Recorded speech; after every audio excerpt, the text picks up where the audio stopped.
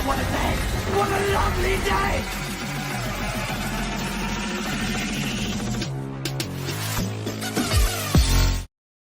Welcome to Flat Earth Debate Live. I'm your host, Nathan Oakley, and if you are new to this channel, or you've not done so already, then be sure to subscribe, hit the bell notification icon and join button if you'd like to become a Nathan Oakley 1980 channel member and keep up to date with the Flat Earth Debate. If you'd like to support the channel, there is a super chat that runs alongside each of these shows while they are live. There's also a PayPal, Patreon and crypto link in the info box below the video. Most importantly, if you'd like to join the discussion, simply mute the page you are currently watching, then click the link in the info box below this video to join the panel and express your views on the nature of Earth. If you do join, please don't swear. If you do, you'll be ejected, and if you are, please don't try to rejoin the stream using sock accounts. You'll be warmly welcomed back on the next stream. Please also share the show on social media. Sharing the show obviously increases the live audience, but this in turn increases the chances of a more diverse panel, so please share the show on Facebook and Twitter. And one last time, if you're new to the channel or you've not done so already, then be sure to subscribe, hit the bell notification icon and join button to keep up to date with the Flat Earth Debate. Now we are joined by 10th Man, the Adam Meakin, Brian's Logic, Flatzoid, Chocolate Saying, and a whole bunch of people in Discord, so welcome one and all. Wrong button. There we go. Good afternoon, everyone. Hello. Good morning, good evening. Good morning, good evening. Good morning, hello. I'm more than happy for today's show to not necessarily take a massive flat earth direction, for reasons I'll explain at the end of the show. But we'll just still do housekeeping, so we'll hopefully rattle our way through housekeeping and then have a more general conversation. So let's start with housekeeping. Any signs of a physical geometric sphere edge horizon, formerly known as Earth curvature?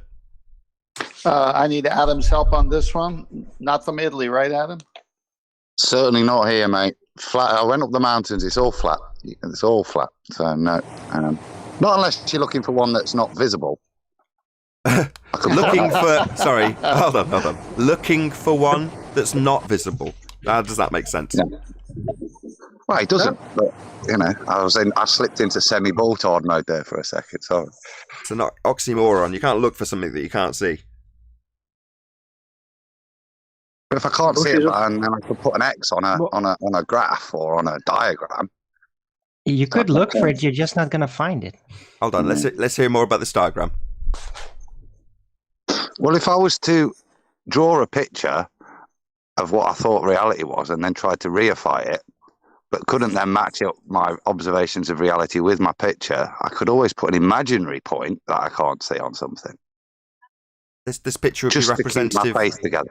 But the picture itself, the diagram, is it going to be representative of what you're seeing, or for the sake of argument, would it include you in the image?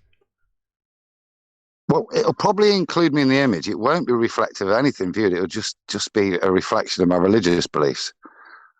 So you're going to compare your religious beliefs to something you can't see. Go on, Brian. Sorry, Adam, are you saying that you would expect to see it? Yeah, it should be there, shouldn't it, according to my picture? Let's be more specific. What's it? What's it? What are we talking about? The horizon that you can't see. The horizon that is Earth. The horizon that is Earth curve, right? That's what it is. That's what we're talking about when we say it cannot be seen. Earth curve, eh? Go on, Flatzoid. Go, Flatzoid, go. Or maybe not. Let's move on. Any signs of Nathan. Go. Sorry. Is everybody on Discord off mute? I've been told everyone's still on mute. I've hustled them all off mute as far as I was concerned. There's a couple maybe. I'll take them off now.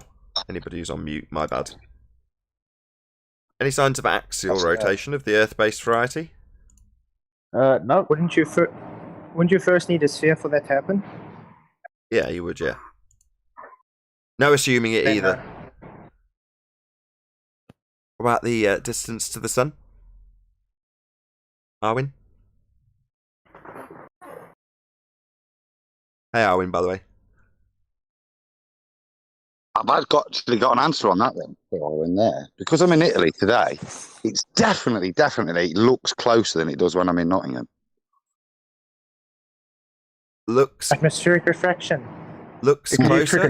Trigonometry, trick some people. Hey, you've been getting is that Tommy? You've been getting That's right, yeah. I've been How you doing, Nathan? told by several people to go and watch your debate with Conspiracy Cats, and the reason I've been told to go and watch it is because of you. So you've had nothing but high praise from a lot of people who are telling me, in no uncertain terms, watch that discussion because Tommy hands Conspiracy Cats his ass. So I'm told. I don't know if that's true. I made him sweat a lot, and he said your name about 1,000 times. He was like, Nathan, because the arguments that from your show that I've learned over the time, been listening in, I've been hearing.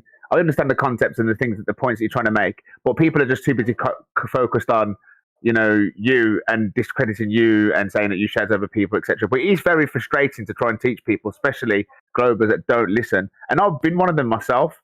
I've come in very hot and continuously, shouting and screaming and not listening. So we're all guilty of this. But yeah, I took the contents of what your argument and I brought it to Conspiracy Cats, and it shook him up really bad. He was sweating, he was jumping all over the place, he was using all debate tactics. He was too busy trying to discredit me. He was going on at me about, how does this work in a dome? When the question really is, I've come on the show to learn how these make sense on a globe, and he failed to. He said that he would absolutely demonstrate it, and he didn't demonstrate it, Nathan. He couldn't demonstrate how you have gas pressure without a container, and he couldn't. He asserted that gravity was a force, and that was his proof. That was his basic his example. He said, "I can't explain it. I will explain it." And the explanation was, "You don't believe gravity. Well, gravity requires a belief. It requires one." So he doesn't realize how badly I beat him. But I didn't rub it in his face or nothing like that, and I did, kept it civil. But your arguments, they hold water, and they are, they are your arguments from the show, and you guys have been looked upon as just flat earthers that don't know nothing. But I think you're onto something, because even a physics teacher had to struggle with the words that are brought to him and the concepts and the ideas and the understanding. It's something, you know what I mean? Otherwise, it would have been easily proven, which he couldn't do. Well, surprisingly, that was specifically what was pointed out to me. Hey, Sleeping Warrior, how you doing? You're right, Nathan. Sorry, I was on mute. Sorry, I was just watching the last bits of what's this Conspiracy Cats and Broomy. It was really good. Anyway, carry on, Nathan. I was saying the specific bit that I was pointed out, Tommy, was that he had alluded to answering the question about how you can have gas pressure without a container on several occasions as a sort of obfuscation. Well, I'll come back to that in a moment, and he never did. Is that correct? Yeah, that's right. He at one point. He opened the window. He said, "If I open my windows in my house and I leave my door open, the air is kind of free, and I can just test the PSI in the air like an imaginary ball in front of him." And he didn't get the point that I was trying to make. I was like, "Well, how do you have gas pressure in the first place? The whole world, it must be contained for you to test the pressure in your room. I know the windows are open, and I know he's trying to create this scenario where this gas is free, and he can test it with this tool." But the point went completely over his head. You have gas pressure because it's contained in the first place. Do you know what I mean? And it just went completely over his head. But his audience, I've got to correct you. A couple of assumptions you're making that aren't strictly true. Number one, you're assuming that he doesn't get it. I'll just give you a couple of Conspiracy Cats quotes. "Without the container, there can be no pressure." End quote. That's Conspiracy Cats 2019. Also 2019. "Without the balloon, there is no pressure." End quote. That's also Conspiracy Cats. So he definitely does get this. That's the first thing, just to correct you. The second thing is, don't think that it's not affecting him, because it is. If you want to see how much it's affecting him, go and listen to his interview with Haunted House. That's the name of the channel, Haunted House with Conspiracy Cats. And you'll see exactly how much he's affected by it. Now, admittedly, you have to read between the lines to a certain extent, because he's projecting out how it must be in terms of cognition if you were to accept that you had been lied to. So he's kind of talking in the third person, but it doesn't take much reading between the lines to appreciate that that's his feelings and thoughts. So yeah, go check it out. Nathan, can I just play two small clips? Can I just play 2 small 10-second clips, Nathan, about what Conspiracy Cat said? Yes, go ahead. Just bear with me 1 sec while this comes through. Right, because I know. Yeah, keep chatting. This is him basically saying that we're going to come back to the gravity point and the gas pressure point in a minute, and if I don't, you can call me a liar. So this is him saying it. He's diving into, but then not coming through. We are going to get not coming through. Hello, it's not coming through. Only you can hear it. Why is it not coming through? Let me just see which one it's coming through. Soft. If I get to it, you can take the clip. No, I don't know why that's not coming through. It should be. Oh, I'll read to you what he says. He says, and I think we're going to get to you, and I promise you before we leave this show, and if I don't get to it, you can take the clip and you can put me out as a liar all over the internet. I will answer the question about gas pressure without a container. I can guarantee it, but let's not skip over some stuff from, the things that you mentioned before. So he's promising that he will address it, right? He never goes back to it. And this is how he gets out of the gas pressure. This is how he tactically gets out of addressing the gas pressure point. He says, and I quote, "I could climb up to the top of Mount Everest and I could get a different pressure, and there isn't one. And I can't see the container. And the simple reason is everything that you are saying boils down to the fact that you must not believe in gravity. That's what it boils down to. You must not believe in gravity." Now, when he's promised he'll go back to it, and if he doesn't go back to it, he can call me a liar all over the internet, and then doesn't go back to it, and then says that, and then gets out of it by claiming that he doesn't believe in gravity. He's actually admitting, aside from the fact that he's not going back to it, he's admitting that gravity is a belief. He's admitting it, literally telling you that it's a belief. Right, sorry, carry on, Jen. He's contradicting himself, though, Tony, isn't he? Because he's... Sorry, Chocks. No, go ahead, man. I was just because he's contradicting in even if you allow him gravity does not affect gas behavior. So it's a fundamental mismatch of his own science. He's still having to bastardize his own accepted science in terms of gas behavior to believe. Yeah, I just wanted to point out that the tactical escape route that he took, rather than addressing where you get the gas pressure from in the first place, he basically pinned on, and at no point did he say gravity, right? There was no mention of gravity from Tommy, but he said that you basically don't believe in gravity. Now, that's a red herring argument. He didn't bring it up. It's a strawman argument. He didn't bring it up. It's a distraction tactic away from addressing how you have the gas pressure in the first place, which was the main point Tommy was asking. And he said, if I don't come back to it, you can write all over the internet that I'm a liar. Well, Conspiracy Cats, you are a liar because you didn't address it. You never went back to it. You weaseled out of it by redefining or re-explaining a point about gravity that was not brought up and that you spoon-fed him because you couldn't address it, which is the reason why you can't come on this show and you can't face the likes of Nathan Oakley and Quantum Eraser, because you're stuck. You can't answer that question. But that's why it's pinned on you. I'm done. Did you hear the other tactic that he used? Right? But I had Boltzmann. Wasn't what?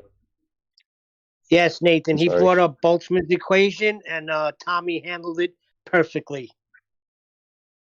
What did you say? I told him it was a calculation. Calculation isn't causation, and then he just kind of like, he went, "What do you mean it's not cause?" I goes, "Well, you're calculating something, but that's not exactly, saying that's causing the atmospheric pressure. That's just a calculation. That's like me just guessing a few things and putting it together, like an estimation.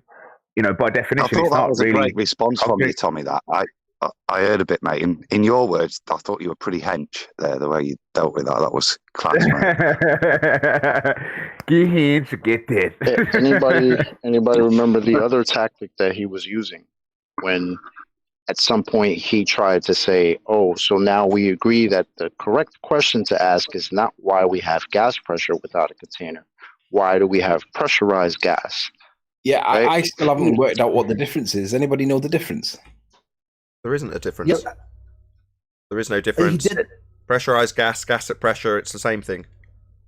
That's what I thought. Yeah, I said both of them are going to need containing, though. That's not it's still avoiding the question. You just rephrased it to make it sound That's like all right. I can massive rephrase the difference in question. I can rephrase the question. Show me pressurized gas without a container.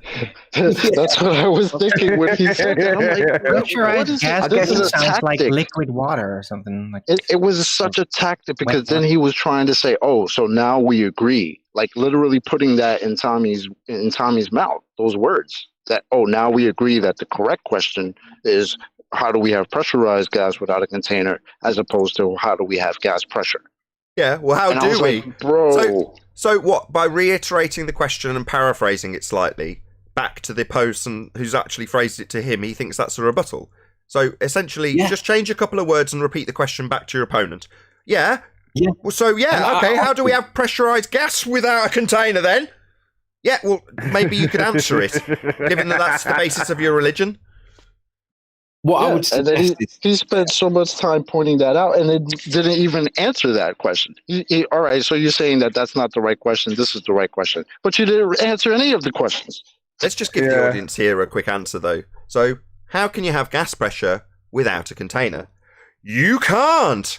It stands in violation of the second law of thermodynamics. Without the container, there can be no pressure. End quote, conspiracy cats. And we've got a demonstration that demonstrates that you can't have gas pressure without a container on the channel Hillbilly Blue Balls, otherwise known as Blue Marble Science, where he dishonestly labels the video gas pressure without a container, but he demonstrates that you need the container up the side of your house to get the butane pressure in the device that he's using to measure the pressure, because you can't do it without the container. Now it was Tommy. You did absolutely brilliantly, mate. To be honest, brilliant. The only thing that you didn't quite nail him on, and it's a little criticism, and I don't mean it with malice. You didn't explain the biogeochemical cycle to him well enough. He didn't explain the biogeochemical cycle. Get out! I was just starting to like Tommy as well. And it's only a little niggle. It wasn't a big deal, mate. You did everything spot on, mate. And not a big deal. I'll stop the react. Sorry. Yeah, I wouldn't worry about it.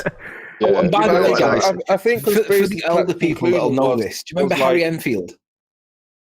I think it was like Harry Enfield is a comic in England. He's quite crass and quite rude, but he used to make a living out of taking the piss out of people. So, like, Scousers got a scene. Harry Enfield's Scousers, they were all wearing Liverpool tops and going around wearing black wigs, going hey, and it was funny. But Gem Panda tried to imitate Harry Enfield by calling him "I'm considerably richer than you," which was the Brummy scene. And Brummy didn't get it, but I understood it. And Gem Panda was basically trying to demoralize and belittle him based on Harry Enfield, rather than address the points that he brought up in the debate with conspiracy cats. I mean, that was the other tactical thing that he did. He tried to discredit the argument by reference to Nathan Oakley. How many times did he say Nathan Oakley? Yeah. It's like he's got a million times. I watched it in 5 minutes, and within 5 minutes, he said Nathan's name like 15 times. I was like, holy shit. Nathan is living rent-free in this guy's head. That's nice to know. Nice to know, Chocolate. So I'm living rent-free in Conspiracy Cat's head, eh? Hell yeah. You have a penthouse in that guy's head, man. It's ridiculous. But I try to take that out of the equation. I says, look, in the day, regardless if you like the person or not, or you agree with their debate tactics or not, I says the argument and the truth is what I'm getting at, and this is why I've brought these arguments to the table, because I've been listening to them, and they have brought some good questions that do make logical sense. That's why I've asked you them. That's why I brought it to the table, and I didn't get sufficient answers. I got drawings. He put a load of graphics up on the screen and explained all these complicated maths. But I tried to explain the fact that these abstract explanations about reality is not reality.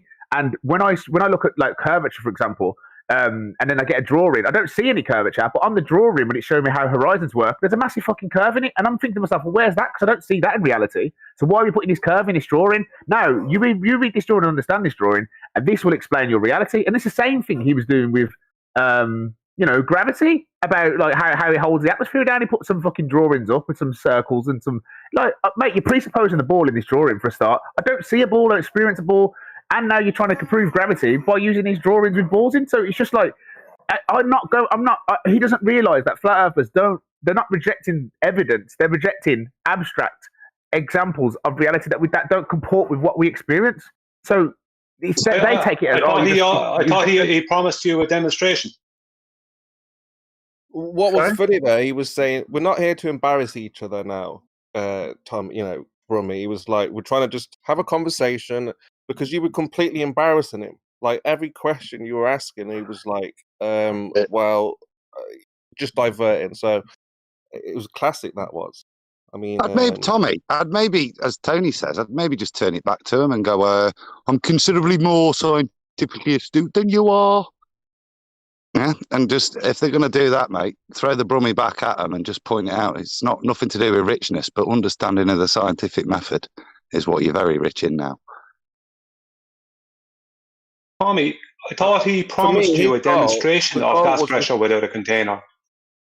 Yeah, we covered that. Brian. Yes, absolutely. He did promise him, from what I understand, a demonstration. It's been highlighted to me. Anthony's mentioned it. Yeah, he promised he would give an explanation for gas pressure without a container, and he didn't. Just obfuscated the point, said he'd come back to it and didn't. Said you could call him a liar if he didn't. I thought, sorry, 1 second, Anthony. I thought he said demonstration. I thought he was going to promise him a demonstration. No, I think he did, yeah. I think he did say explanation, but then later on... Do you want conspiracy cats to demonstrate it right here, right now, live on the camera, like that? You remember when you? Yeah. What we do want him to do is he tried to get me to imagine some imaginary ball, like imaginary face in front of him. Hold on. Sorry. What's the issue? Why did you ask that, Chemo? Because I'm thinking, well, that's not difficult, is it, to demonstrate gas pressure without a container? You would get the gas, you would get the container, you would say, here's the gas, and here's no container. It's not hard. What I mean is, like, easy to show. The point is that he shouldn't have had to demonstrate it right there live on his live stream, right? It should have been demonstrated already. Yes, that's what it. So basically, the other guy, Peaky Blinder or whatever his name is, he said, "Are you expecting him to demonstrate gas pressure without a container right now in his man cave, otherwise known as bedroom or whatever it was he was in?" And the answer to that one is no, but I do expect you to cite something similar to the Cavendish experiment. So at least we've got something to talk about, but they can't do it. So because they can't do it, they've got to say, well, it's unreasonable for you to expect me to demonstrate this right now. Perfect. No, but it's not unreasonable for you to cite it. So show us. Yeah, that's where I'll jump in. So as a comparative example, yeah, you have Thunderfoot pouring bouncy balls into a fish tank and saying it's a quote-unquote demonstration of gas pressure without a container. Number one, fuckwit of the year, craziest demonstration you could have. Now, is it reasonable for us to say, well, we can disprove that? Well, yeah, we can, because there's been demonstrations of how entropy works with a description and a practical example with bromine, and we can just throw that up on screen. Now, is that us doing that? Can I in any way achieve a vacuum here in, as you put it, my man cave, which it isn't? No, I can't. I haven't got the equipment to do it. Thunderfoot coincidentally has, though. He can achieve a vacuum. He did it in the video that he keeps strawmanning me with. Right? Well, I can show a practical demonstration of gas pressure requiring containment and filling a vacuum as we lay down the debunk for the globe Earth claim that we've got a sky vacuum. That can be shown at a pinch, right, Chocolate? You've done it on multiple occasions. So no, we're not asking him to do it in his man cave. But if you could achieve gas pressure without a container beyond a fundamentalist religious assertion that the sky is a vacuum, you'd just show it. You'd have loads of demonstrations. They'd be all over the place. Yeah, that's my point. I have to disagree there. No, I do expect him to show it in his man cave and everywhere else. I expect it to be something that I can do at home in the room I'm in now. That's what I expect. Because if it's happening all the time to all the gas, chemo, if it's happening at all the time to all the gas in all the atmosphere, then it should be able to do, and it's that simple, and it's just happening, then it should be able to show it. I'm able to show a vacuum with a straw in a glass. So no, I can't speak for everyone else. That's what I expect. And that's what I have to show. Fair enough. To some standard, by the same example, you could achieve a vacuum without too much difficulty or expense. It's not exactly a massive task. So what you're saying, Brian, is, well, no. If you're going to make these claims publicly on this platform, YouTube, then, yeah, you've got to back your bullshit. Do it in your man cave. Go and create a vacuum or gas pressure without a container, which is what you're being asked for. Yeah. Exactly, then. I can show gas pressure with a container. Exactly. In a man cave. Yeah, they shouldn't say it unless they can demonstrate it, Nathan. That's the point. So, well, they said and that's what pissed me off the most, because he's giving that idiot, I don't know what his name is, but he's giving Tommy this attitude like, oh, you expect him to just prove it and demonstrate it right here, right now in his man cave. And it's like, bro, isn't that your argument? Yeah, isn't that what you guys think is reality? Why hasn't it been demonstrated already? If it's reality, you should be able to demonstrate it without a problem. Exactly. And not even if you can't demonstrate it in your man cave, at least when they cite the Cavendish experiment, right? If you've never heard of it, you can describe it. If you've seen it working, or you can bring it up on screen and show a demonstration of it supposed to be working, there's at least an experiment that they can cite, wrongly, of course, that gravity seems to attract mass. So we want the equivalent, and there isn't anything. The only thing that you can demonstrate is that you need a container to get the gas pressure. See, but that's a beautiful tactic that he used. Show us where you've seen this, so we can see what you've seen, and then we can obviously repeat, if possible, or I pointed out that we can demonstrate, great gradients in containers, and I give a good explanation of why we have a gradient in a container. You push so far on how does this work in a flat Earth model, and just to take him away from defending what's purported about the globe. Now, look, I'm becoming a flat earther because I've got so much wrong with the globe. Now, you ain't giving me the answers, and I can see why people are going to the flat Earth, because you're literally saying that you can't demonstrate it or prove it anyway. And I must believe that this force that has been best described by Einstein, that it's just an effect, is now a force that's stopping these particles expanding into the atmosphere. So I mean into space. So I'm getting confused because the stuff that you're telling me is inconsistent with the people that have come up with these theories of gravity. So I'm kind of losing. This is why I'm losing faith in it, because it does take a belief to believe in this gravity. And now with this relative density argument, we are invoking gravity. We are invoking other external forces to the things that we see. There may just be a uniform rate that things drop at, but that don't mean there's a force, and yet it's a gravity in this, that's causing that and that's stopping these. Did he actually bring up gravity at any point? He said it was a force. Of course he did. Said it was a force. Don't be absurd. Of course he did. Of course he did. That was his main rebuttal. Just on a slightly different topic, over the last few months, Tommy, we've asserted, albeit speculatively, that the reason some of our opponents refuse to concede is because, should they concede, they would receive the most horrendous ridicule from their own side. If they conceded, for example, you can't have gas pressure without a container, even though it stands totally in line with natural law. Nevertheless, is that actually the case, given that you are in a very unique position to actually detail this to a public that would be interested? I'm going to get the last bit, meaning like he could have basically explained it there and then, and that would have been the end of it, but he couldn't. No, so, my question is, have you received, as I speculate, horrendous ridicule for making concessions? Yes, Gen Panda server, it's been that bad. I left the server. I joined back last night, and yet again, it's just screaming and shouting, and you're dumb. You don't know what you're talking about. You was always a flat earther anyway. You never knew the globe anyway, and it's like, what the hell? Like when I was arguing for the globe, I never got any of that. No one was. I made a few corrections here and there. Yeah, a few people did jump in and go, "No, that's not quite right for me," and correcting me slightly. That was cool. That's what none of us are all flawed. We all got flaws. None of us are perfect. And sometimes people, like now, they literally misunderstand everything I say, twist everything I'm trying to mean. It's obvious what I'm saying and what I mean, but they don't want to get it now. All of a sudden, they don't want to understand. They just want to ridicule and mischaracterize and misrepresent what I'm saying. It's not even a conversation. Welcome to our world. It's a weird situation. That's all they got at the end of the day is to ridicule. That's correct. That is all they've got. But it's a weird welcome in that respect, Tommy. Because obviously, I don't want to say it in a vindictive way. Well, welcome to our world, because obviously you fought for the ball here. But by the same token, I want to illustrate to the public that is really all they've got. You preferred, I think it was Sleeping Warrior and Flats or both just say it, but that really is all they've got. So the high level of disdain and cognitive dissonance isn't what you'll actually experience from them. They're not umming and ahhing and chewing their thumbs off to answer your questions. They're just calling you an idiot.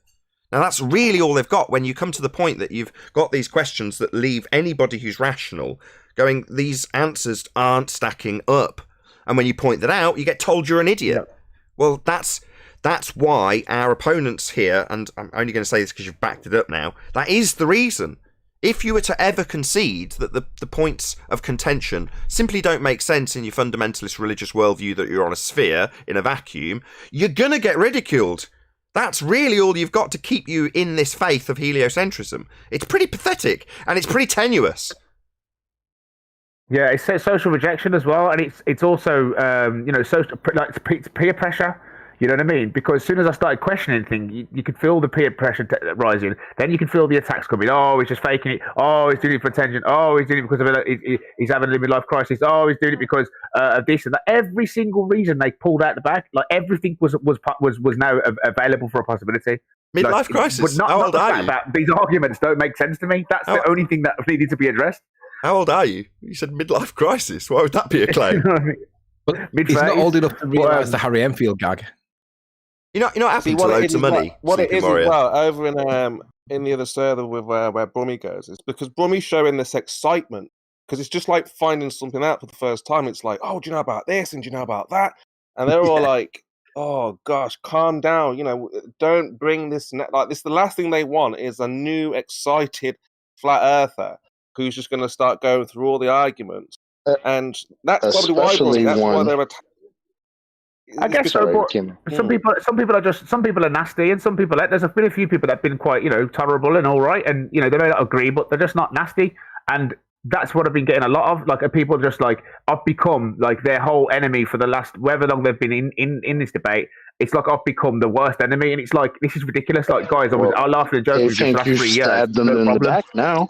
You've become a traitor to them because you've decided to accept the world as it presents itself to you. Because that was my favorite part that you told conspiracy shits, right? That we are just people that accept the world as to what it presents itself to us as. That is all. We don't have to look at graphs and diagrams and all this nonsense to try to explain the world when we experience it the same way. We don't have he's become a heretic, mate. So you've got to understand that their response is now a heretic. You see this happens. If you leave a cult, then you're going to obviously be the bad guy. Well, you know what? At the end of the day, it's good to have a strong individual, because I think that's the problem with a lot of people. They're probably not as strong as individuals, and they don't take criticism well. And people are so scared to concede points, and so afraid of looking intellectually weak. But the way I look at life is that you can be a fool for 5 minutes by asking a question you don't know. But if you don't ask the question you don't know, you'll be a fool forever. So if you always keep your mouth shut and never ask the questions that you have doubts on, you'll all be a fool forever. But if you do ask the questions, you'll be a fool for 5 minutes. And now, I'm a fool for 5 minutes because I'm coming to realise that not even physics teachers can really verbalise or explain with some detail that you have in a gas pressure without a container. This is music to my ears, because I feel exactly the same way. It's slightly embarrassing to have not recognised these things, or not asked the right questions, or not done the right research, and that's on me, right? So you're saying, well, it's you that's the fool for 5 minutes, but Flatsoid and I are obviously on exactly the same wavelength, because he was just he just took the conversation where I was hoping to go when I was asking you about the ridicule you received. So now do you, or is this a shock, recognise that what you're actually departing from is a cult, the Globe cult? Yeah. And I remember when I used to come in and argue with you and Arwin and Quantum, and I used to scream, shout, do all the same, the spiraling that I see now. I see a lot of spiraling from Globers, and I was one of them, because I just expect you to understand my bullshit. I expect you to understand my bullshit. So when you wasn't accepting it, I would just get more frustrated, and I'd think, just say it this way. If I say it this way, he might get it. And I'm not listening to you. And you're saying to me, I remember watching back the videos, and you're saying, just calm down a minute. Just listen to the questions. Just answer the questions. But it feels like when you're in that position, it just feels like you're trying to take control of me, and you're trying to, embarrass me and everything. So you're emotionally attached to what you're trying to teach, and you're just jumping around. But it's not about you as an individual. This is about what's true and what's not true. So your opinions on what you think is true is irrelevant. And once you realise that, the quantum arrays and also helped me a lot with that, because when I went to go through his questioning, it seems very restrictive. It seems very unreasonable. But that's how it's got to be, really, because people will bring their bullshit into a debate where it has no place in a debate. It has no place. This is about what's true and what's not true, not what you believe, or it's about what you can prove, what you can't prove, not what you think. You know what I mean? So you guys are doing a great job, and I just wanted to thank you for continuing to do your efforts, and it's 3 years ago is when I first came in, and I've done a lot of growing as a person since then, and that's why I've been able to come to everything. If you guys never carried on your journey and done what you've done, these arguments may not have got to the level that they're at now. They may not, and I think they're viable, very viable, and they need to be answering and improving. Tommy, can I just blow a bit of smack? You said that there, and so I think I speak for a few of the other panel members to watch your journey. Realistically, makes the abuse, the crap we put up with, worthwhile. If we can get through to somebody who was entrenched as you were, for you to come out the other side speaking so coherently, not professing anything, but just applying the scientific method and saying, yeah, you're not measuring up to this. It's heartwarming to hear, mate, to be honest with you. And I look forward to a couple more years of abuse to maybe get a few more other minds open to reality. I guess so. It's a ray of hope. The worst words I ever heard was "Welcome to Flat Earth" when I was talking to like Mary Mom and a few of us from there, because they were explaining certain things that were going. If I show you a contradiction of the globe with the curvature and the geometric horizon, would you accept it? And I absolutely would. And any honest person should look at these things that they're bringing to your attention to and have an independent, unbiased view of what they're saying. Take your personal feelings, your emotions, your experience out of the equation. Take it for what it is, and make your assessment on that. Now, science is supposed to welcome critique. So when we critique it, why are we getting called idiots? It's supposed to encourage that. So when I actually critique what's supposed to be taught, I'm getting called all names. This is a red flag. If this is so, anybody that tries to attack you for asking questions about the globe, you have to think twice. You have to think, isn't that what the globe's supposed to encourage? No, you taught it in comprehensive school. You're supposed to comprehend it, not question it. There we go. Yeah. I think you are. Well, that was one of the points he said, wasn't it? All the universities are all in competition with each other, essentially, because it's essentially like a business. Yeah, I'll try mentioning that to Eric Dollard and his research on the sun, and then let us know how that went down with regards to what he discovered and how that was received by the scientific community. The guy was essentially kicked out and vomited out like he was some kind of dog dirt. Yeah, welcome to science. I still didn't get. Maybe it's too early to ask you, Tommy, but one of the things that to me it raises a wry smile is the recognition of the cult that the majority of the Western world are in. Maybe, like I say, it's too early to get that sort of, that maybe it hasn't sunk in yet for you, what you've just departed from, because you sort of talked about your internal expression of not internalizing it, but nevertheless, to me, that's the most interesting part of this whole thing. And that's why it gives me joy. I know Adam's, I'm not going to say speak for yourself, because it is true, nobody likes ridicule. But at the same token, I love what I do every day. And yeah, an element of that is ridicule, not because I'm a masochist, but because it gives me an opportunity to communicate the information with a challenge in place, right? Well, that's wonderful. I love that. That's what I do, right? But by the same token, It's fascinating to look back, from the other side of the fence and go, oh my God, 99% of the Western world are in a mass cult, and they'll defend it with venom, and it's just amazing to me. Like I say, maybe that'll sink in at a later stage. Yeah, maybe. It is literally the battle against an uphill battle for you guys, and you guys are continue to make them changes and continue to search for the truth. And, stop. No. Speak to Spurs if you're going to talk in those tones. I'm not here to convert anybody. When you left, did I chase you and chase you and tell you that you needed to be a flat earther? No, I didn't. You came in, we had our discussion, you left unconverted. I didn't then go, right, that Tommy guy, I need to follow up on that. I don't give a crap. Leave. Believe whatever the hell you like, right? And I'm not interested in converting people. Now, Spurs is here, so he can speak for himself. He's a flat earth evangelist. I am not. And there's many other people on the panel that I think will agree with me more than Spurs. Sorry, Spurs. Throw you under the bus. You're here, though. Not me. I don't care either. You believe it or you don't.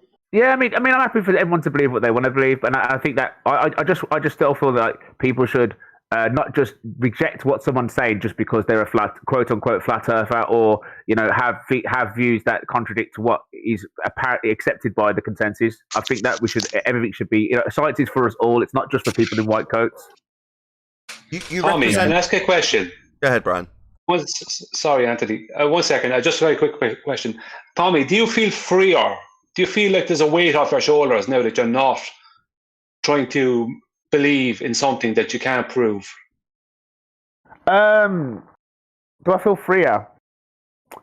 Liberated. I definitely feel like I've the only change I slightly do feel is like my whole life I've been seeing things like the sun and the moon, and I've just accepted that the sun was 93 million miles away without question. Now I feel like I've been just ignoring my actual senses, and I feel like I'm more in touch with reality. I'm more in touch with that. I have to just trust what I see and, believe in what I can experience. Don't just discard them, because I've been told basically or conditioned to think that my senses are no good. You know what I mean? Not to really believe in my senses. And that's kind of mind-numbing if you think about it. Okay, just do a quick shout out to Unitox Femu, who says, Bruni collecting money for a Nikon. Smash the help. Thank you very much for the super chat. Romy, you said you were 80-20. What? Yeah. Talk about that 20%. That 20%. Yeah, it's the 20% is obviously this. It's a lot of indoctrination, and for me to just go one to the other completely, that would be unnatural. For me, I'm an open book. I'm honest. I have certain things that claw me and keep their claws. Them claws were deep into me, So it's going to take them time for the scars to heal, and it's going to take time for me to fully let go of what I've held on dearly so tight. And what's always been.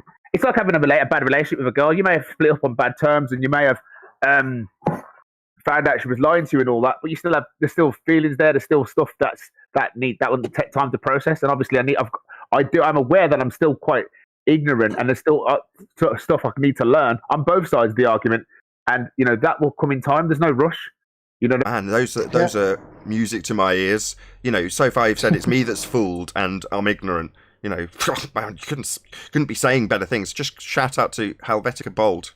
More of a typeface than a screen name. Brilliant. Thank you very much for the super chat, though. Really do appreciate the support, Helvetica Bold.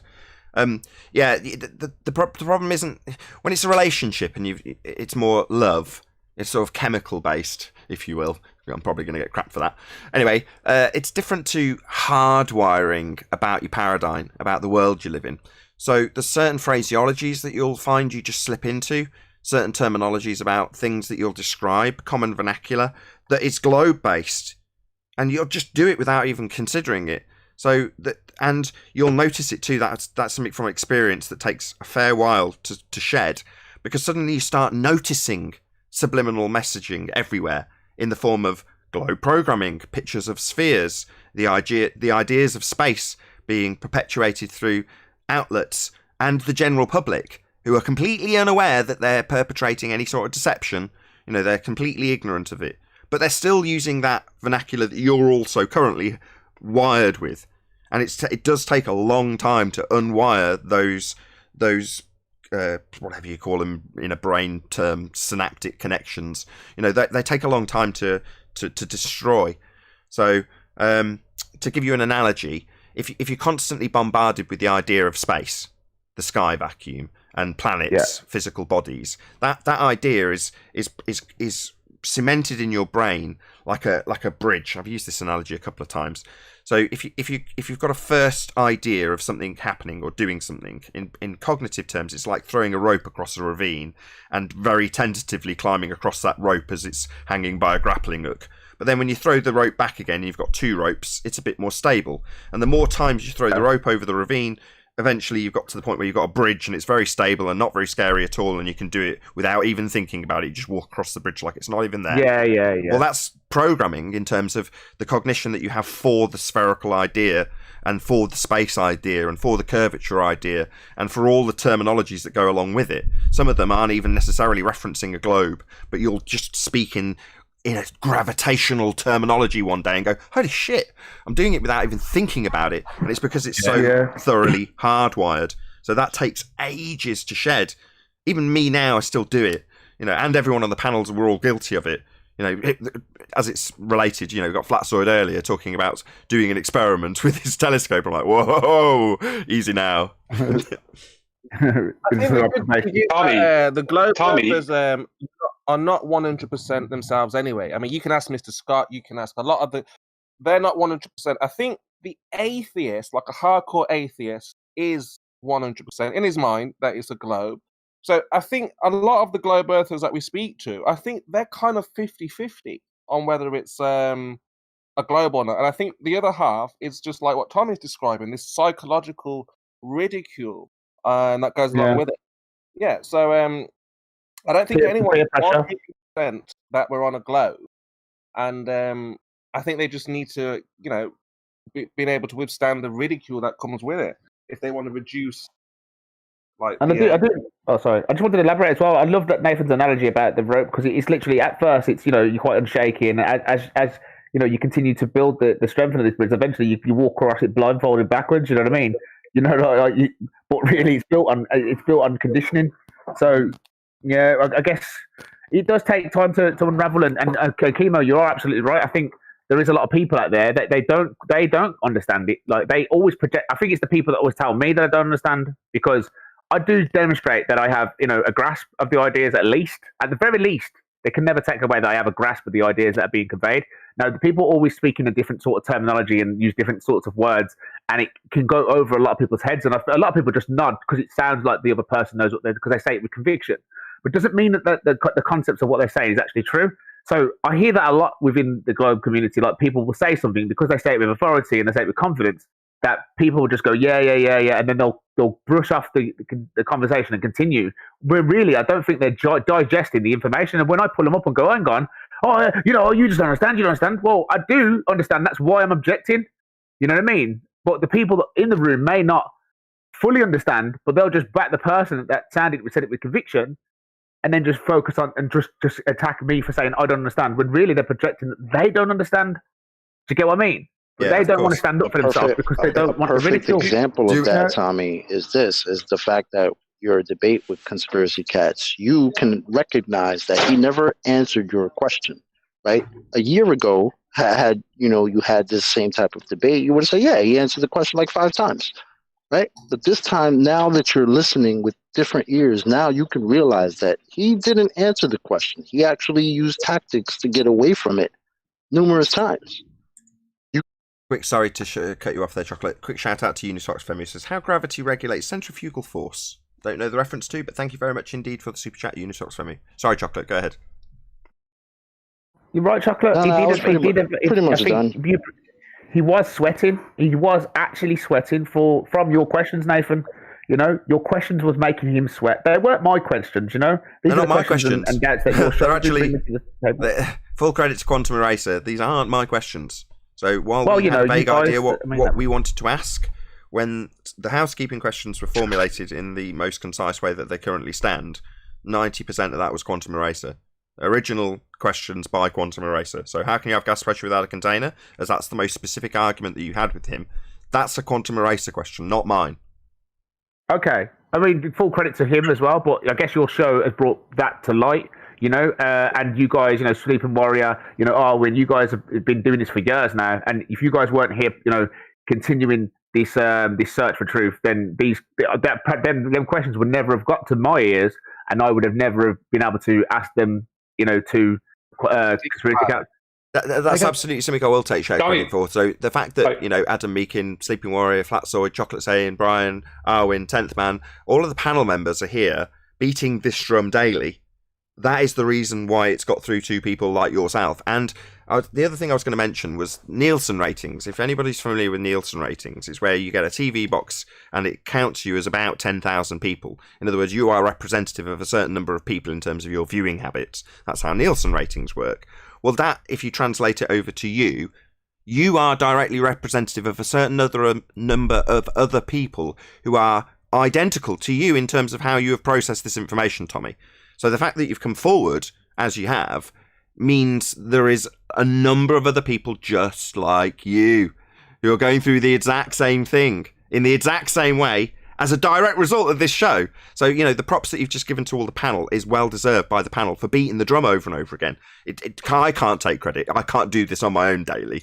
There's not enough words, But as a discussion, it's beating the same drum. People are like, oh, it's repetitive. Oh, it's the same show again. It's like, well, yeah. We're not going to get any responses from the heliocentric model in terms of how you can have gas pressure without a container. Without the container, there can be no pressure. End quote, Conspiracy Cats, 2019.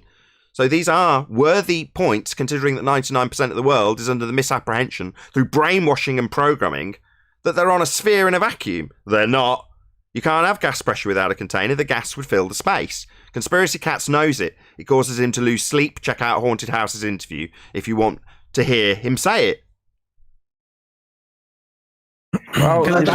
Well, he had another tactic, which was to personalize the argument. So if you brought up a particular argument and he goes, "Oh, that's just a quantum eraser point," he does that to try and poison the well, in the sense that if you can pin it against somebody rather than address the point in hand, then he takes that as a win, because he doesn't want it to be something he has to answer. He wants the audience to think that quantum eraser is A, B, or C. And that's his get out. He wants to pin it against someone. That's not how to win a debate. That's why he lost. Yeah, it's just character assassination, but it was indirect character assassination. He's assassinating the characters of the people who you've gotten those questions from, or you've learned those questions from, Tommy. That's all it is. Character assassination. Yeah, and they follow logical sense, you know what I mean? You know, pressure, pressurized systems or pressure will always escape to low pressure. You know, hot will always go to cold. He wants to even get me on like quoting the second law of dynamics. There's a big massive meaning in that. Sorry, you're talking at the same time. There is a big massive meaning in that. So I could read out the definition, but the crux of the actual the bottom line is that's what we're talking about. Why is this pressurized system that we're in not escaping to the available vacuum? Let's just talk on a level like normal. But he just wants to go, "Oh, you haven't got a vast experience. You don't know what you're talking about. That's why you don't know. But you do know. So just tell me." And you start talking about fucking all sorts of shit, but you're not really explaining nothing. And I'm demonstrating that I can understand concepts. If you're a good teacher and you know that this is true, then just demonstrate it, or at least give us something tangible to chew on, rather than gravity is a force, because it's just not sitting well. What I got for your reasons is I know that a lot of people. He's got a position to hold on. So he has to try and sound clever. Hold on, sorry. Go ahead, Chocolate. I know you've been trying to get a word in. No, I mean, Tommy actually said it at the end. I was going to say he, at the same time that he's discrediting Nathan and Quantum Eraser, he's insulting you by saying, well, just because, you know, you've heard these questions and you're bringing them here and you don't have a full understanding of them because, you know, you're not as smart as us, pretty much, and insulting you at the same time. And I'm like, wow, bro, but you're still not answering the question. That's the whole problem. You're not getting it, man. It looks like exactly. Satellites and pictures of fucking graphical pictures. And then you could see it on his face every time you brought it back to that point. He would scramble again. You could see it in his face, like it was like, oh, he's bringing it back again and again. But he only got me on the show, right? He only got me on the show, I think, right? Because you must have heard me in Gem Panda server talking about gas pressure, and I didn't really know anything at that point. It was about, and I said to him, when I got invited to the show, I said, look, I'll come on next week. So I spent a week to just like do a bit of research and just get into it. You know what I mean? So I've got something to bring to the table. But what I brought to the table was more than he thought I'd be able to deliver. So it really was like, oh shit, like this is, you know, and he scrambled all over the place because he underestimated me, I think. You know what I mean? They wanted to get me on there to humiliate me as some transitional glober that didn't really understand, you know, anything, which I do. I'm not a stupid person. It was basically a show like, this is what's going to happen to you if you're a staunch glober and you're going to try to start asking questions to us. Right? You're going to start going the flat earth direction. This is what's going to happen to you. That's what that show seemed like to me. They're always the way to not be able to go. Hold on one sec. Adam. Hold on. Adam. Can you pop yourself on mute? Yeah. Sorry, I'm out. Yeah. Sorry, guys. Destroyed the last 10 minutes of the show. Hold on, everyone. Hold on. Chris, you've been trying to get a word in for a while. And then thank you. So reasons I think I would like to talk with you about like how important other flat earthers and other avenues, like they say 24/7. How important was that Discord server to helping you kind of see some of these answers and get other opinions? Because just one quick, because a lot of times they do this cult of personality. They'll like over here, they'll attack 24/7. Now 24/7, they attack over here. They try to separate the community into bits and pieces that they can single out for destruction, instead of just letting the flat earth community be a non-echo chamber that invites all people. I think both sides, in effect, are kind of slightly guilty of being not cultish, but I guess kind of kind of groupie sort of thing. Like, but it's difficult because this happens naturally. I think when you've got opposing views and people, are trying to communicate their opposing views, you're going to get conflict at the end because you're going to have two resisting. If you're having two things that resist and you try to bring them together, they'll just repel. And when you repel, obviously they'll separate. And when they separate, they're in their own sorts of domains. But and obviously when you try to bring like another one into that domain, then there's more force to push that out. It kind of makes sense. And I'm trying to use fucking magnetism to explain this, but it makes sense. Like that's what would happen. But I think with the difference with the flat Earth and the 24/7 is that I came in there all guns blazing, screaming and shouting, not listening. And I think the difference is with the flat Earth side, they are restrictive. They will mute you quicker. They will send you into cognitive. They won't tolerate screaming and shouting. They just want to get to the bottom of the argument. They want to bring it down a level, listen to each other, exchange information, and we'll get to the truth. But when you believe in the globe, it literally is just you're right because you're a glober, and these guys don't know what they're on about. I'm coming to teach them. There's an arrogance there. You think you're doing the right thing because you're trying to show them that how could they be demonstrably wrong? How could they get all this wrong? How could all the people in the world get this wrong? Hopefully I can just say something and help them realize it. So you feel like you're coming in with a righteousness also. So when you go into that, when you start spiraling, you start saying all them things, you start screaming and shouting. You think you're being muted because or censored because you're telling the truth, when really it's not. It's because you're not really having a conversation. You know what I mean? But you think that you are, but you're not. Do you get what I mean? So that's probably the best way I can explain it. Did you have a question, Flatsoid? Hey, QE, by the way. Good to have you. We just won't let them chant. No, sorry, I already said what I needed to. Okay, no worries. I do have one point to make out. Go ahead, one of the things that Kat said was that when he was describing the biogeochemical cycle being the reason why we have the gradient, he said, and I quote, "There's no scientific evidence that any of that's true," but he teaches that to kids. So there is scientific evidence that the biogeochemical cycle is the reason why the gradient's there, and he's just said that just to make his audience think that there's no truth in it. But if anybody just types in Google biogeochemical cycle and then click images, everything then becomes apparent of what's actually going on. And it's a collection of cycles that's grouped together with a collective name. It's not just one. But the guy openly lied to everybody. He knows this. He teaches children this stuff. He knows that the biogeochemical cycle is absolutely the reason why there's a gradient. He's just lying to people. I was shocked when he said that. John's going to have a coronary when he hears that. Who's he? Be specific. Hold on. Who's he? Be specific. He being John. When Quantum Eraser hears that Conspiracy Cat said that there was no scientific evidence for the biogeochemical cycle being the cause of the gradient, I thought John's going to have kittens when he hears that. I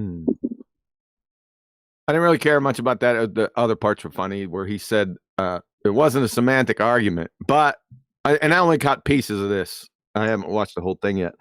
He said that pressurized doesn't mean pressure. That's really good conspiracy gets, you dumbass cracker.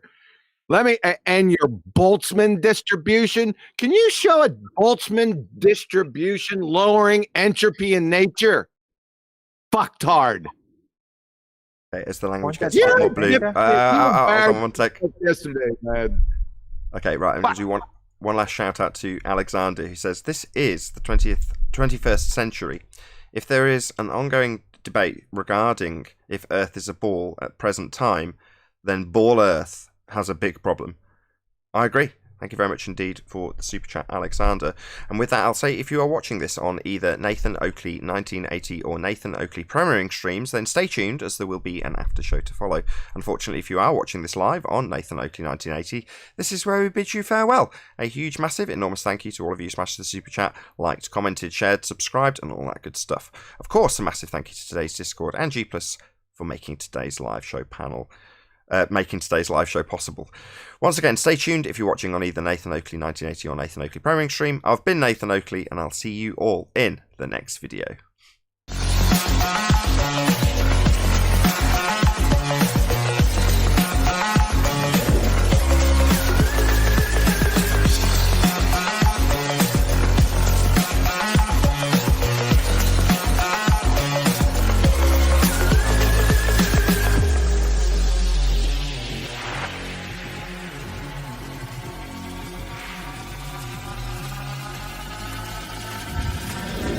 Oh, what a day! What a lovely day!